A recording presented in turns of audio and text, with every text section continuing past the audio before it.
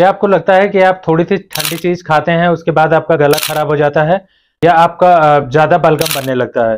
तो आइए हम इसके बारे में डिस्कस करते हैं कि ऐसे कौन से फूड हैं जिनको खाने के बाद आपका बलगम बहुत तेजी के साथ बढ़ जाता है। मेरा नाम डॉक्टर ओम प्रकाश यादव है, मैं एक जनरल फिजिशियन हूँ। जब भी सांस की नली जो रेस्पिरेटरी पैसेज होता है उसमें म्यूकस या बलगम बनता है तो उसके बहुत सारे आपको फायदे होते हैं। जो रेस्पिरेटरी पैसेज होता है वो आपका रेस्पिरेटरी सिस्टम से कोई भी वायरस को आने में प्रोटेक्शन प्रोवाइड करता है, और दूसरा चीज है कोई भी एलर्जन आने में आपका प्रोटेक्शन प्रोवाइड करता है। तो ये सब चीजें इंपॉर्टेंट होती हैं उसमें। आइए हम एक एक करके उन फूड के बारे में डिस्कस करते हैं जो आपके बलगम तेजी के साथ बढ़ा देते हैं। पहला चीज है जिसमें फूड जो high rich in quantity of histamine में होते हैं। वो आपका हिस्टामिन क्या करता है, हिस्टामिन जो होता है म्यूकस प्रोडक्शन बढ़ाने में मदद करता है, तो उसकी वजह से म्यूकस ज्यादा बनेगा तो आपको खांसी होगी और खांसी के साथ आपको डिस्कम्फर्ट होगा, तो आपको ये सब दिक्कतें आएंगी। आपको जो फूड होते हैं उसमें सबसे पहला फूड होता है प्रोसेस्ड मीट, दूसरा होता है आपको साइट्रस फ्रूट, तीसरा है स्पाइनच और टोमेटो, नेक्स्ट है आपका दही हो गया या डेयरी प्रोडक्ट हो गया जिसमें मिल्क, चीज, बटर, ये सारी चीजें आती हैं। लास्ट है आपका बनाना और ग्रेप्स। ये जो फूड होते हैं ये हिस्टामिन रिच होते हैं, तो इनसे आपका म्यूकस प्रोडक्शन बहुत ज्यादा होता है। दूसरा चीज है आपका प्रोसेस्ड फूड जिसमें आपका प्रिजर्वेटिव मिला रहता है, फूड एडिटिव ऐड हुए रहते हैं, ये बहुत ज्यादा म्यूकस बनाने में मदद करते हैं। तो इनसे क्या होगा कि यदि आप ये सब सारी चीजें खाएंगे तो उससे म्यूकस बहुत ज्यादा बनेगा। इससे क्या होगा कि आपका गट जो है वो भी अफेक्ट होगा, इंटेस्टाइन में इन्फ्लामेशन हो जाएगा और जिसकी वजह से म्यूकस प्रोडक्शन बहुत ज्यादा हो जाएगा। तीसरी चीज है आपकी चॉकलेट।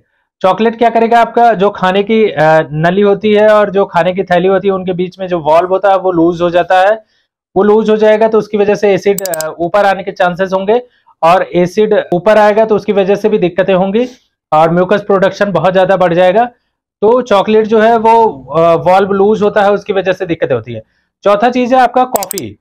कॉफी में क्या होगा कि आपका जो इसोफेजियल स्फिंक्टर होगा वो भी आपका वीक होता है, उसकी वजह से एसिड रिफ्लक्स होगा और म्यूकस प्रोडक्शन बहुत ज्यादा होगा, उसकी वजह से ये सारी दिक्कतें आएंगी। पांचवा चीज है आपका एल्कोहल। वही सेम कॉन्सेप्ट, जो कि खाने की थैली और खाने की नली के बीच में जो वॉल्व होता है वो लूज हो जाता है, तो उसकी वजह से एसिड ऊपर आने लगता है और एसिड ऊपर आएगा तो उसकी वजह से म्यूकस प्रोडक्शन भी बहुत ज्यादा होगा। तो ये आपका एल्कोहल आपको क्विट करना होगा यदि आपको ये सारी चीजें आपको सही रखनी है, यदि म्यूकस प्रोडक्शन कम करना है तो। नेक्स्ट चीज है कार्बोनेटेड ड्रिंक। यदि आप कार्बोनेटेड ड्रिंक ले रहे हैं तो उसकी वजह से भी बहुत ज्यादा म्यूकस प्रोडक्शन होता है, उसकी वजह से क्या होगा, खांसी और इरिटेशन होगी, आपको बहुत सारी चीजों का सामना करना पड़ेगा। नेक्स्ट आपका जो है फ्राइड फूड है, जैसे आपका समोसा हो गया, टिक्की चाट हो गया, या आपका कोई भी ऑयली फूड हो गया या स्पाइसी फूड हो गया। तो उनमें क्या होगा कि आपका खाना जाएगा और उसकी वजह से इरिटेशन होगी, और इरिटेशन होगी तो उसकी वजह से म्यूकस प्रोडक्शन बहुत ज्यादा होगा। तो ये सारी चीजें हैं आप जिनको कम करके आप म्यूकस प्रोडक्शन कम कर सकते हैं। यदि आपको सर्दी, खांसी, जुकाम या साइनस इन्फेक्शन है तो उसकी वजह से रेस्पिरेटरी इन्फेक्शन है, और वो रेस्पिरेटरी इन्फेक्शन आपको ये वाली प्रॉब्लम करेगा, तो उसकी वजह से म्यूकस प्रोडक्शन तो बढ़ता ही है। बाकी आपको यदि फूड एलर्जी है किसी चीज से, यदि आपको किसी खाने से एलर्जी है तो आपको रैश हो सकते हैं, एडिमा हो सकता है, और आपको रेस्पिरेटरी इन्फेक्शन होगा ही होगा। उसकी वजह से आपको म्यूकस प्रोडक्शन या बलगम जो है बहुत ज्यादा मात्रा में बनेगा। तो ये सारी चीजें होती हैं। और लास्ट चीज है पॉल्यूशन। यदि आप एक्सपोजर किसी स्मोक के एक्सपोजर में आएंगे तो उसकी वजह से भी आपको दिक्कत होगी और उसकी वजह से बलगम बहुत ज्यादा बनेगा।